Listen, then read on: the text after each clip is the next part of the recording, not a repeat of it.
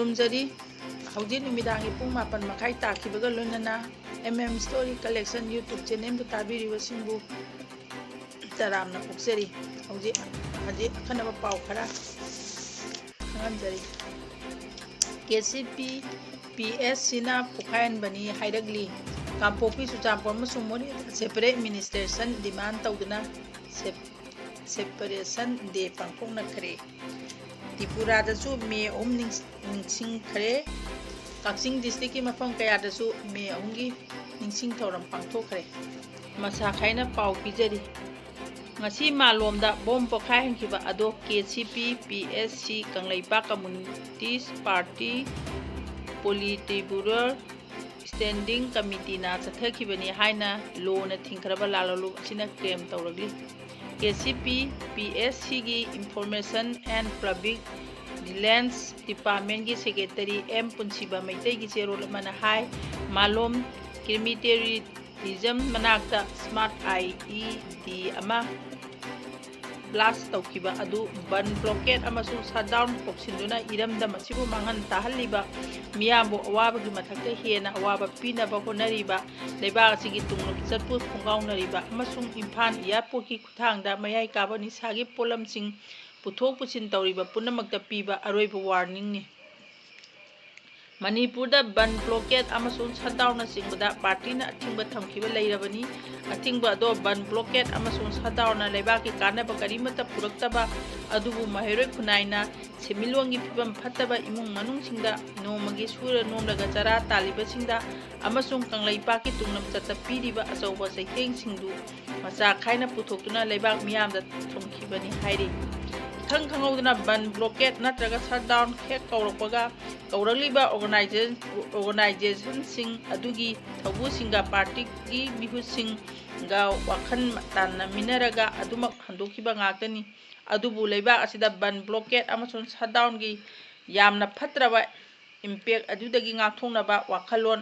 ga loinana miyam khangna thamlakiba athingba adubu hanjel thugairakwa ase yamna laibak thibani hairi numi mangani sumna mathong marang khangdana total shutdown tawduna leibak miyam amasung mahiroi khunai asibu awaba pirablaga kari karamba sinthang ningai oiba kanaba kari purakhibano haina sucherol asina hangli amaromda haujiki kangleibak asida toina kaunarliba ban blockade amasung shutdown asi annambana political gi oiba thawinsin yawba amasung lanai gi oiba interest leibasing ni haibada haimamba tholoi hairi ngasi numiyumba pung 12 rom tabaga airport gate ki khara chalaga leiba crematorium manakta smart improvised employship advice ama pokhai khibado ban blockade amason shutdown gi karba tawba amasung kwa mana tobacco based production alcohol amasung atai mai kaba nisagi polamsing airlines manager kharaga manaraga Manipur da pusilakpa sikin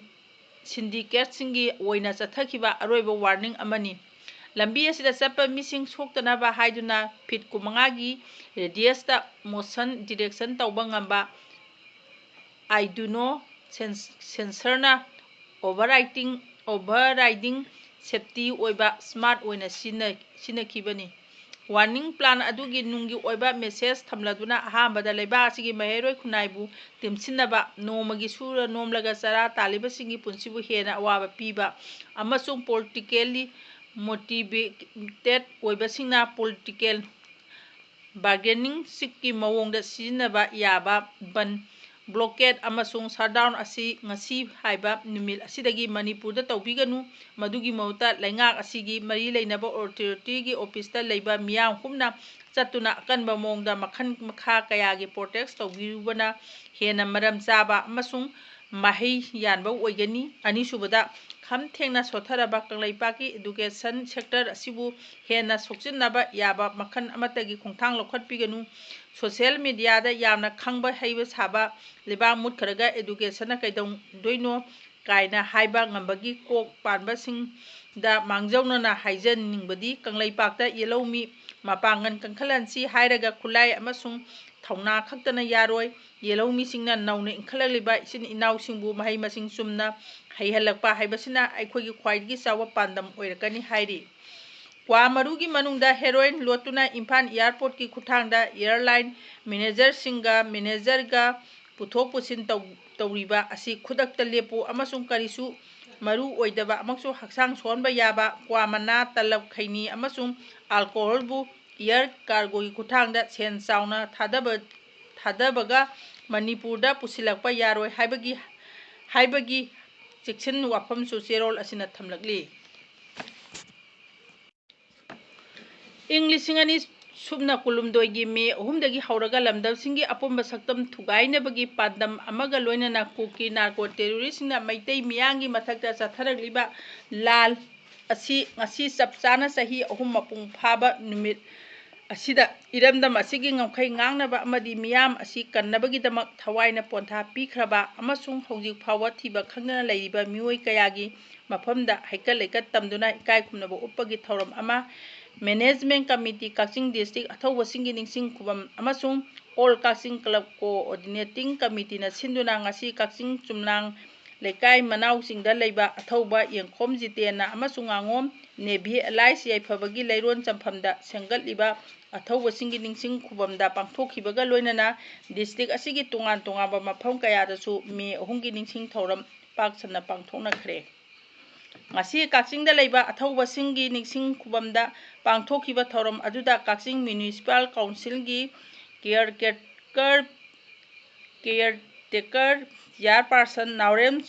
Sanjit Kumar caretaker councillor sing Sugunu Municipal Council gi caretaker chairperson Moirangthem Sarat caretaker Councillor Singh Management Committee Kaching District Athauba Singi Ningsing Khubam All Kaching Club Coordinating Committee Kaching Bazar Business Welfare Association Kaching Kaithen Apumba Ima Loop Arambai Tengol Unit Kuntaru Kaching gi Tengoloi Sing Loinana Tongamba CSO Sing Kayagi Mu Sing Yauna Muoi Kayana Saruk Yakhi Thoram aduga mari leinana All Kaching Club Coordinating Committee gi President KSI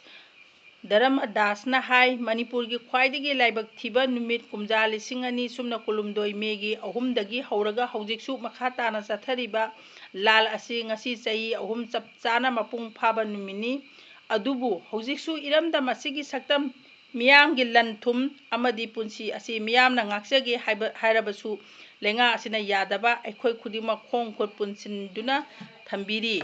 aduga lenga asina chapchana masagi tawkham thokpa adu tawduna thengnabra haibasu thengnadana leibasina miyam ase aduki matik wahalli lenga asina miyamna phangangadaba leiba amagi constitutional rightsing adusu phangandabada natana right to free movement su yahanbidaba kaya asina miyam punamang ase masagi maramdam asida refugee ohenbagi phibamda kaisu tawba ngamandana thambiri lengakpa singna masana ngangthokibasing adu ngangna chatuna masagi tawpham thokpa mathausing chapchana tawbiduna lamdamsi gi miyangi punsi ase ngak sembiu haina phungdokhi amaromda khonggang segat sagatpa loop KSSL lamjau Peacekeeping and Protection Committee PKAPC lamjau amadi lamjau apunba maira paibi loop LALMPL lamjau punna khusamnaduna me ahungi ningsing thoram lamjau mayai lekai panthoibi saglenda pangthoktuna athauba singi mafamda haikal leikat tamkhre me ahungi ningsing thoram asi arambai tengoi unit kuntaru Kachingna su ngasi yumbi macha high school Kaching gi ground da leiba sensaska community hall da pangthokre